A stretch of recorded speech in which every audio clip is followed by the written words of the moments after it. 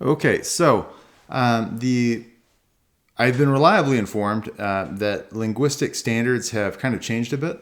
And so in my day, it used to be that everything was taken to be provisional. So whatever you said, unless you said it's certainly the case, people just assumed that you meant it seems that, or it's more reasonable that, or I think that.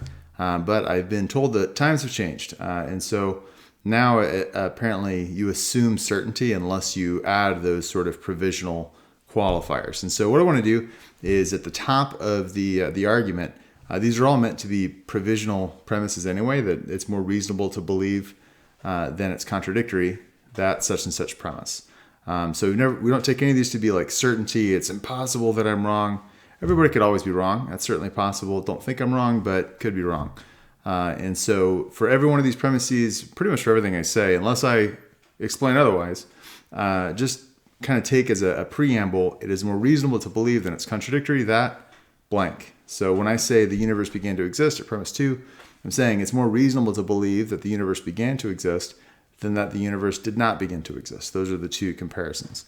And so that's the argument. So basically the Kalam itself starts with premise 1, everything that begins to exist has a cause. Premise 2, the universe began to exist. Then, therefore, the conclusion, the universe has a cause.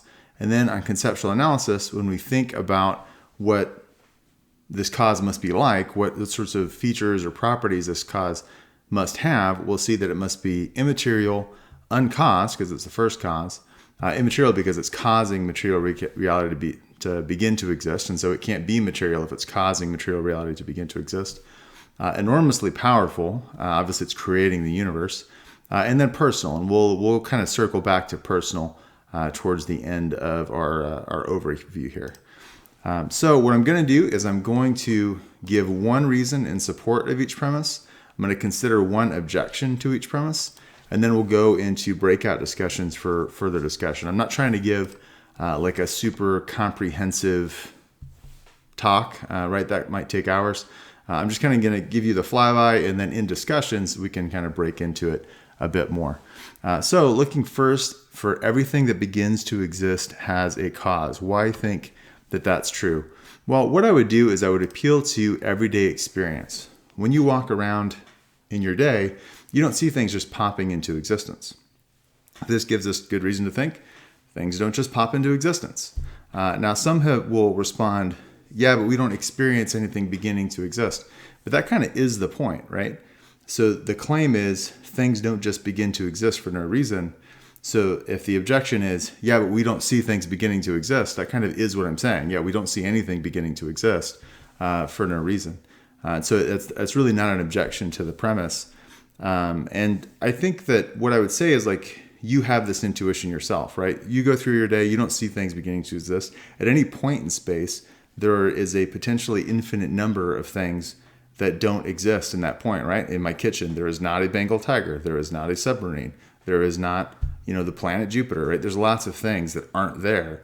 And so if all of them have some positive probability of beginning to exist without a cause, then we'd expect to see at any point in space something popping into existence here or there. But nonetheless, we don't see anything popping into existence.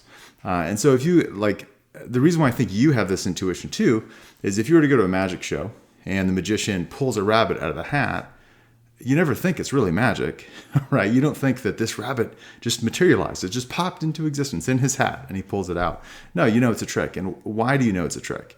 Well, you know it's a trick because things don't just begin to exist for no reason. And so that's an intuition that I think we have. Now, some will say the objection that we'll consider for this one is that the universe, or perhaps generally the laws of nature, prevent things from beginning to exist. And so perhaps when the universe wasn't here, things could just begin to exist. But now that the universe is here, it sort of acts as the traffic cop and it stops things from beginning to exist. And so there's no uncaused stuff. Now that the universe is here, it's blocking the road. So there's kind of a couple of problems with that. So first of all, if we think about what it means to suppress an effect, suppress something, the way that we suppress things is that we have an effect on the causes present. So for example, if I want to stop my water from boiling, I suppress the fire that's causing it to get hotter. So I act on the causes that are causing the boiling in order to suppress it, and that's how I suppress the effect. We always act on things that are there and that are causing the effect in order to suppress the effect. But when it comes to things that don't exist, there's nothing to act upon, right? So what's stopping a Bengal tiger from suddenly beginning to exist in my kitchen? There's not a thing for me to act on or the universe to act on in order to suppress that effect. And so it doesn't quite work that way. Additionally, the laws of nature are descriptive. So the law of gravity doesn't cause an apple to fall down to the ground. It just describes how an apple does fall to the ground. And so these laws of nature are descriptive. They describe things. They don't cause things. And so if they're descriptive and they cause things, well, then what that might mean is that, sorry, I'm getting a message here. Let me make sure. I'm getting somebody telling me you can't see slides. Okay. Is everybody else able to see the slides? If you go the channel just above, it's not going to be in this channel. Speaker's Corner doesn't do slides, but it's going to be in the channel just above in the slides or syllogisms.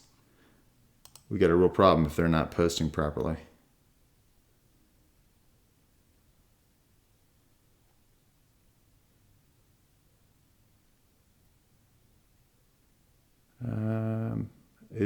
Can somebody post in general? Are you seeing the slides? Or somebody messaged me saying they're not coming through. Okay. Well, I hope that gets worked out. Okay. Sorry. So basically, the laws of nature describe what's there. So if we have this law-like behavior that's preventing things from beginning to exist, well, then what is it describing? Well, it's not describing a physical reality because the thing doesn't exist. And so it's not describing a physical thing. It's the Bengal tiger that's not in my kitchen isn't a physical reality for it to describe, which means that this principle must be beyond physics, right? Because it's not describing the physical, it's beyond physics, just describing what doesn't exist. That makes it a metaphysical principle. But what's true of metaphysical principles is that they aren't dependent on physical states of affairs. Right? So if it's a metaphysical principle, then the physical states of affairs don't have any impact on it because it doesn't describe those. But that means that the universe isn't stopping, it can't cause this principle to be operative because the universe is a physical state of affairs. And so if it's a metaphysical principle, then it won't depend on the universe. So that's sort of another reason to affirm that I would object to that objection. Thank you for listening. If you found this helpful, please like and subscribe. Please also look at the show notes in order to find a link to our group so that you can join our next discussion. I look forward to chatting with you.